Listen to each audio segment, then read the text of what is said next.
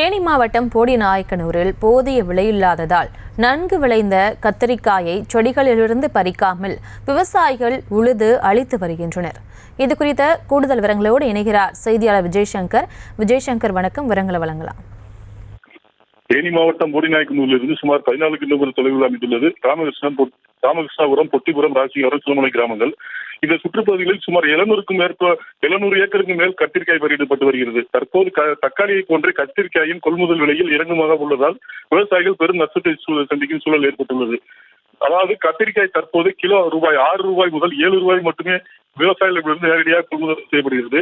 விவசாயிகளிடமிருந்து கொள்முதல் செய்யும் வியாபாரிகள் கத்திரிக்காய் ஒன்றை கிலோ ஒன்றுக்கு ₹6 முதல் ₹7 வரை மட்டுமே கொள்முதல் செய்யப்படுவதால் கத்திரிக்காய் நடவு கூலி, மருந்தடிப்பு செலவு, களைபறிப்பு செலவு மற்றும் காய்கறி பறிப்பு செலவிற்கு கூட கட்டுப்படியாகாத நிலையில் காய்கறிகளை பறித்து வாகனங்களுக்கு மார்க்கெட்டுக்கு கொண்டு செல்ல முடியாத நிலையில் விவசாயிகள் பறிவித்து வரும் சூழலில் ஏக்கர் கணக்கில் சில பெரும்பாலான விவசாயிகள் தாங்கள் விவசாயம் பண்ண கத்திரிக்காயை தங்கள் தோட்டத்திலேயே உழுது ரொட்டேட்டர் மூலம் அளித்து வருகின்றனர்.